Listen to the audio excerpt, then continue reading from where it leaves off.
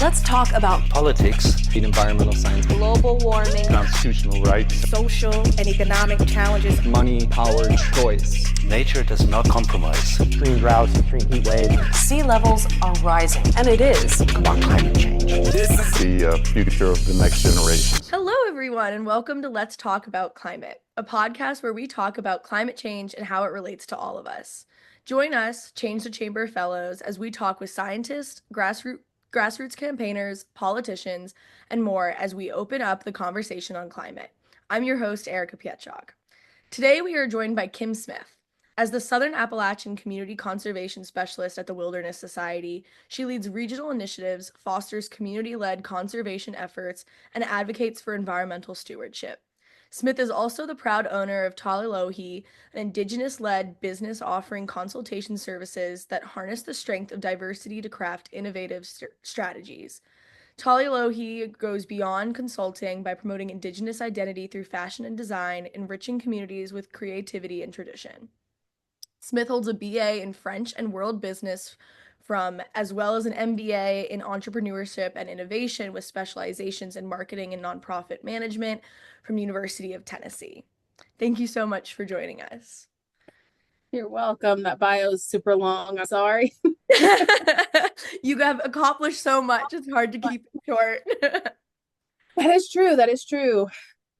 So to start today, we're going to start with talking about names. Names hold significant power.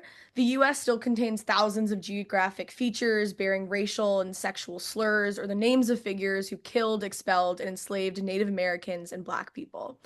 As research on Native Americans' mascots has shown, derogatory names and images dehumanize people and influence opinions about and treatment of disenfranchised groups. That's not to mention the very direct impact on the targeted communities. These names perpetuate prejudice and make people feel uncomfortable and unwelcome in the outdoors. You work tirelessly to fight against these names and promote new names that heal communities. Why is renaming work so important to environmental justice and Indigenous justice in particular? It's a great question. And on the surface, you don't really immediately see the connection between renaming work and many things that it impacts. But it's vital for environmental and Indigenous justice because names carry the weight of history, the weight of identity, and the weight of respect. When place names have derogatory, racist, or offensive place names, it perpetuates that legacy of colonization and disrespect for Native communities. And it subconsciously teaches the acceptance of that behavior to not embrace all humanity equally. Changing these names is a step towards healing intergenerational traumas, reclaiming Indigenous heritage and identity and connection to place, especially for Indigenous communities who have been forcefully removed from their ancestral homelands. This is a way to start building that relationship back that is so ingrained down to the genetic molecular level for Indigenous people. It fosters that sense of belonging. I mean, it's crucial because it then progresses the next generation in a way in which we're one step closer to the way of life we all aspire to be, and all of our great human rights, civil rights activist leaders want us to be. And that hope for the future is what's important for me. That's awesome. And people have lived in the southeastern region of North America for thousands of years, and they have started settling in early on, and now there are more than 24 Native American tribes that have occupied the Southeast. So what efforts are being made in the Southeastern United States to reconnect Indigenous youth with land, culture, and the environment? Yeah, so if you think about humanity transcending the idea of ethnic or racial background, the human population has been on this planet and in the Southeast for tens of thousands of years. Western science has been able to prove human life in the Southeast up to 10,000 plus years. Well, if you talk to Indigenous communities, you learn that from their intergenerational observational science, it's much longer than that. It's since time immemorial. And our way of approaching observing the world around us. So we've been here to the point where our genetics are modified for this landscape.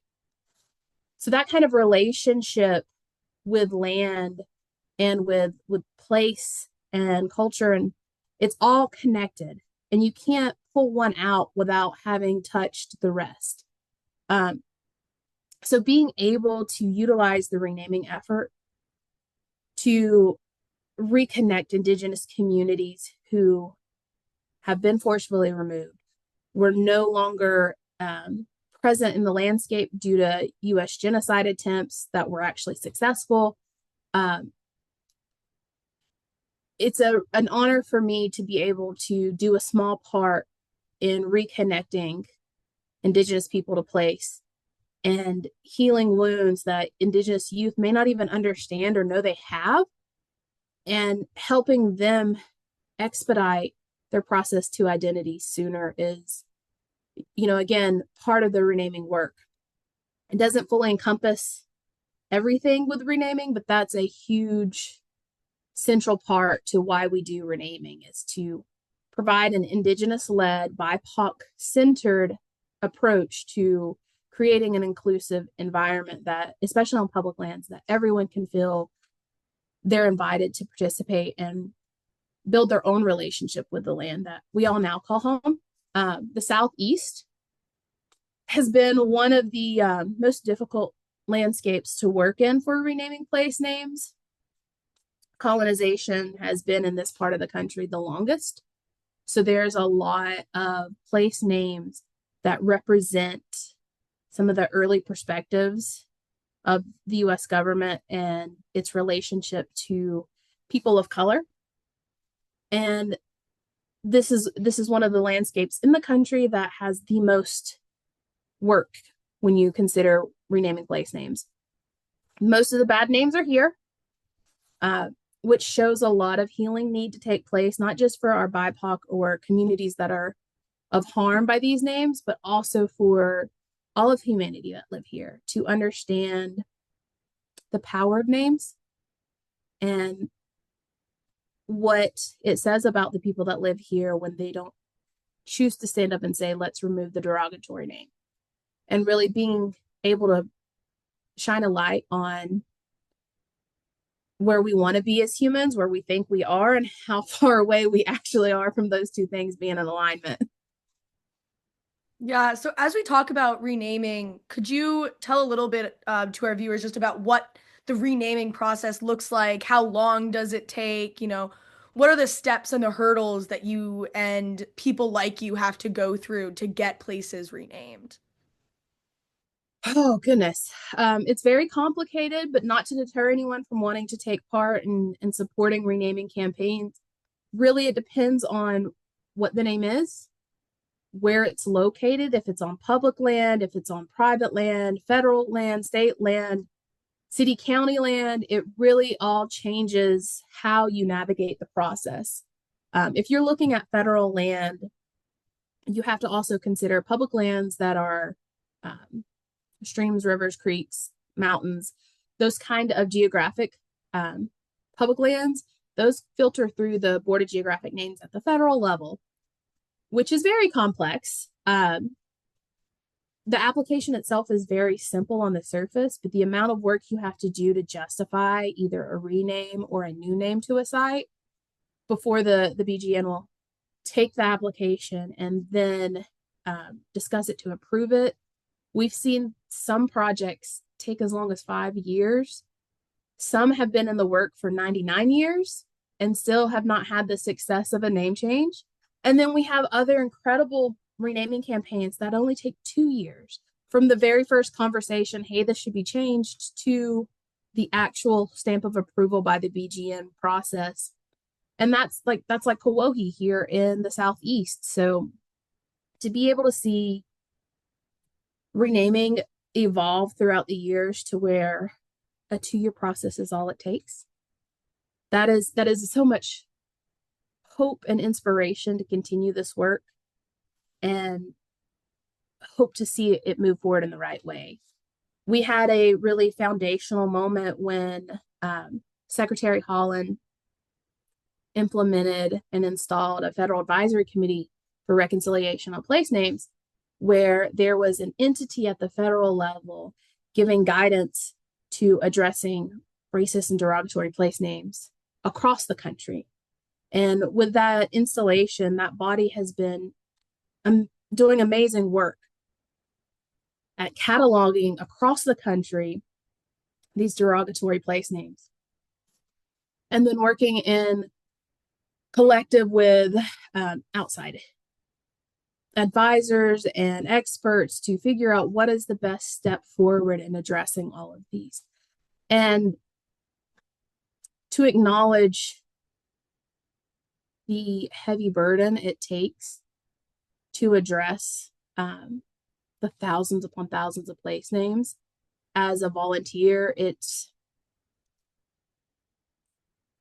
makes me look at them with much respect, to know that they took on this task. They took on the role of creating an understanding of where we are with regard to racist and derogatory place names and how can we move forward. So that's another place where we've seen a more broad brushstroke of renaming take place. So the Secretary of Interior has the ability to do mass name changes. And we've seen several across time affect those changes in broad brushstrokes. And Secretary Holland really invested deep into this process by removing the SQ word from place names across the country. And for those of you who don't know, SQ is a derogatory word. The SQ word is derogatory towards Indigenous women. So having the first Indigenous female Secretary of Interior say, we will no longer allow this on our landscape. We will no longer allow the continual disrespect towards Indigenous women. It was a powerful move in Indigenous climate justice, in like social justice, and all the things, right? Have this one iconic moment take place. So that's another avenue of effective renaming change. And then you can get the smaller ones, like street names that are offensive. Those can take place through city council, through county government leadership, whatever entity is in charge of place name or road names. Those are the other avenues of effective change. Awesome. And then to kind of shift a little bit, Indigenous communities are often located in ecologically sensitive areas such as forests, mountains, and coastlines, making them vulnerable to climate change. And climate change is making some of the lands that Native tribes were forced onto by white settlers and the U.S. government uninhabitable. Indigenous communities face risks from water contamination, air pollution, and mining waste, as well as food insecurity due to lacks of access to substances foods. So with this being said, Indigenous communities are particularly vulnerable to environmental justice issues that are becoming increasingly common. So what are some Indigenous climate justice issues that are being addressed well now, and where are some areas that we need to have a stronger focus on?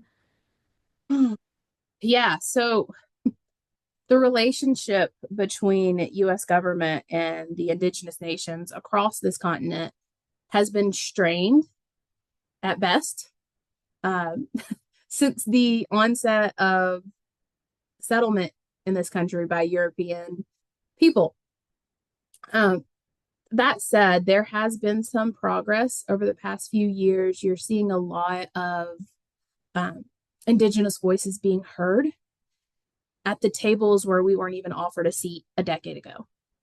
So to see that progress gives us hope. You see a lot of land restoration projects that are being successful. Sustainable resource management is another one that we've seen really center the concept of Indigenous voices and in the creation of those policies. Like co-management and co-stewardship of public lands, that recognition of tribal sovereignty in those spaces, acknowledging that tribal nations are a government that is acknowledged by the U.S. government and honoring that government to government relationship versus government to ethnic U.S. citizen, that's progress that I can't speak to highly enough. Just to be able to give strength to tribal sovereignty in all ways possible is the right thing to do. And again, it goes back to that honoring and healing historical traumas, to all the things that trickle down from that. However, equitable funding for climate adaptation projects, that is an area that really needs to be given more strength and support. One of the difficulties in getting tribal sovereignty recognized within the funding capacity is the sense of,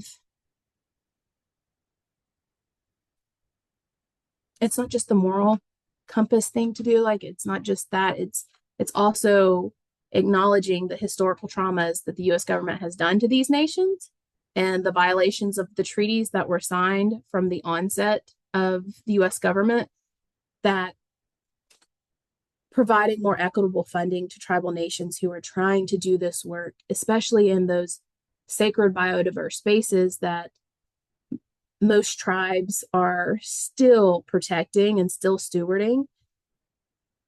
With the adaptation for climate change, if we're not, and when I say we, U.S. government, if we're not putting in the investment to supporting that, then our relationship is very superficial, very face value, and that's not helping intergenerational trauma. That's not helping tribal sovereignty. It's not helping build an America that everyone really wants to see. So that's one way that I think we should really be doing a lot more. Safeguarding sacred sites is another one. Enforcement of policies that protect Indigenous land rights. That's another one, like where you were talking about food sovereignty. Allowing Indigenous people to access their ancestral homelands for food foraging, understanding that if they've lived here for tens of thousands of years and the plants have still survived, there shouldn't be a need to justify the harvest method of Indigenous people. It's quite obvious we didn't come in and, comb through all of the plants that we were using and just take them all out of the ground and sacrifice the entire plant species.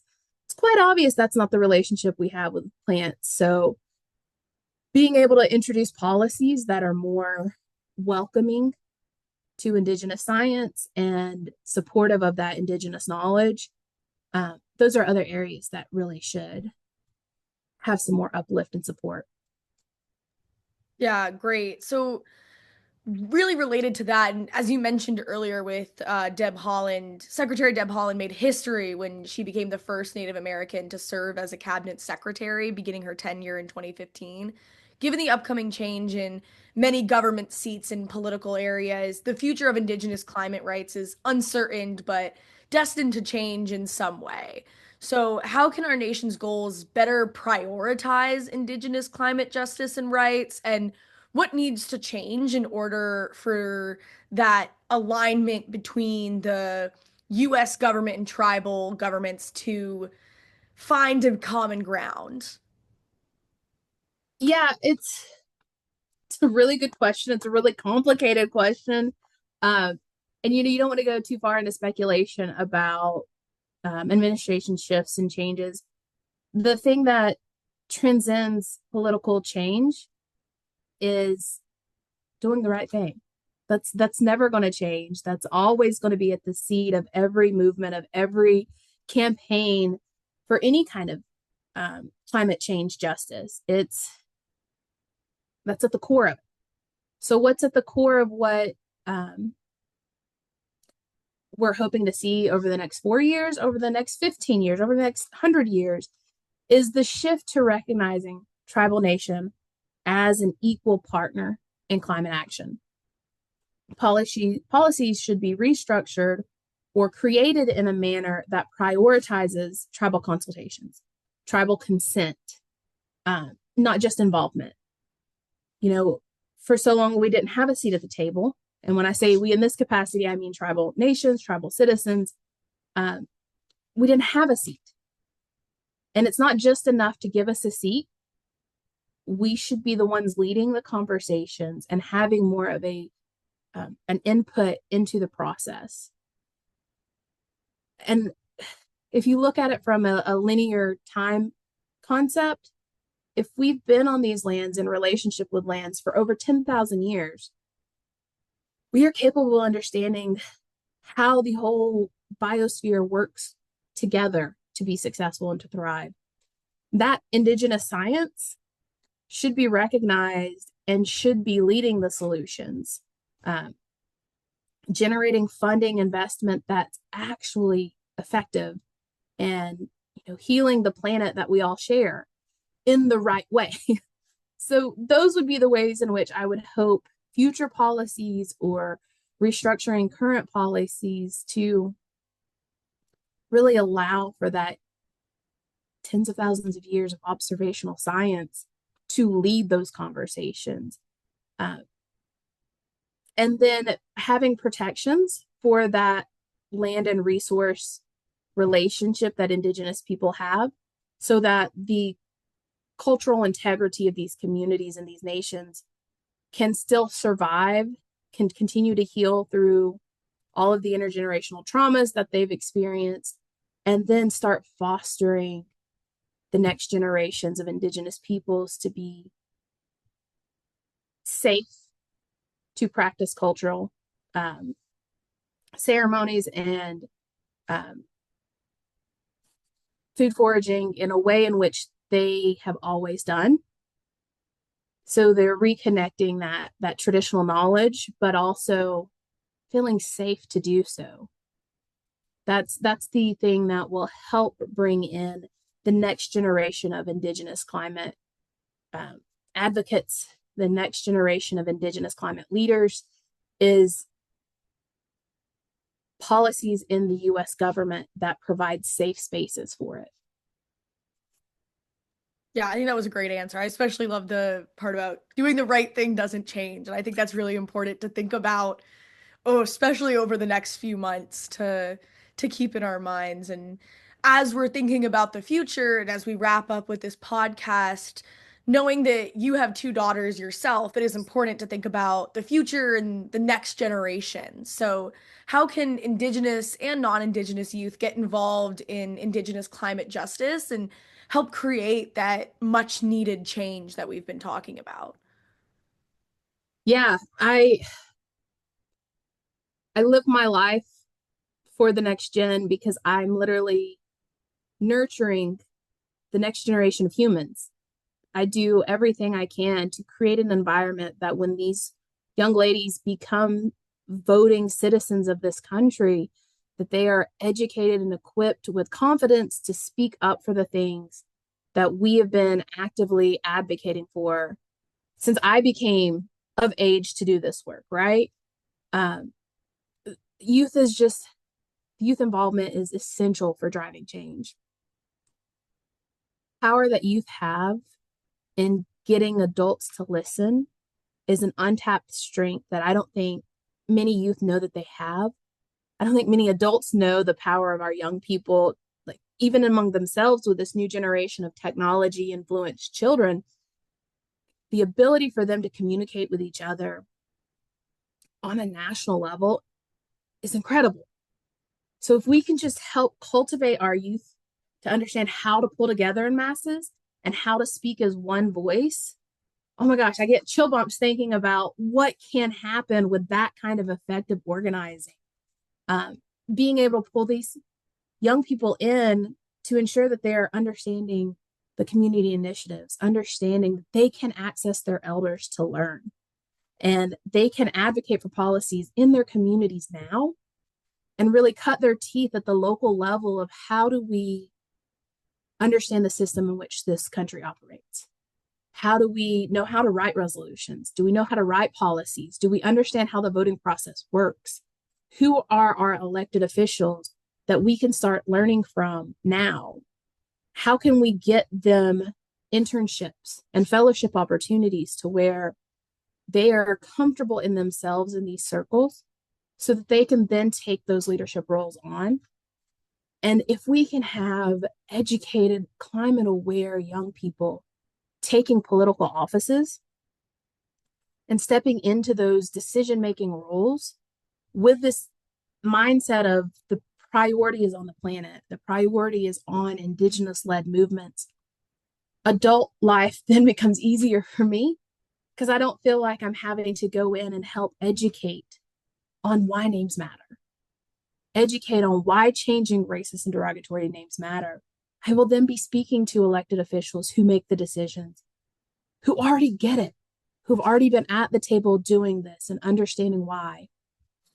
So to be able to cultivate young people, to get them bought into the campaign of making the world a better place and doing the part that you're capable of doing as a young person now and starting your own journey on advocacy, it's going to be amazing. Like, that's the light of my day to go, okay, I'm doing this hard work now. So when these young babies who are educated and aware and vocal in themselves step into these roles, what would take my generation a decade, they can do in 5, they can do in 2. And hopefully with that level of engagement, we can heal the planet. We can reduce the virus of human population to where the land can heal, the waters can clean. And I can go to bed at the end of my life knowing the next babies, the next leaders, they're going to take care of it. And I'm going to get to be a tree and I'm going to know that I can still have my life cycle as a tree of contributing beyond, right? I can connect back to the earth in a way that I know somebody will be taking care of me. That's the kind of hope that youth involvement gives me. I love that. I think that's a great way to end the podcast, really making sure that, we're making sure for our viewers that there is hope. There's so many areas that you can get involved, and even the little things, just calling up your local representative, whatever, is so important. So once again, thank you so much for joining us. It was a pleasure to get to know you and hear about the importance of renaming, amplifying Indigenous voices, tribal sovereignty, and especially this theme of intergenerational healing. And to wrap up this episode, we'd like to give you some time to pitch or share anything that you're working on, what you're excited about, or anything you'd like to share. Gosh, 60 seconds isn't enough.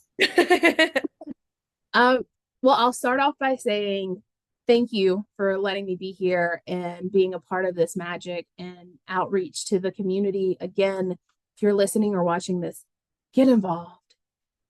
Participate in the Coalition for Outdoor Renaming and Education. That's a national coalition for doing this work. And we have a youth caucus. We have ways for young people to engage, to feel comfortable, and then build up their own leadership in this space. So get involved. Our website's outdoorrenaming.org. So please go visit our webpage, connect with our leadership. There is a Southeastern hub that works specifically in our backyard. With some of the things that I'm working on right now, Indian country is really stepping up into the fashion space. And I've been working on cultural activism through my fashion shows.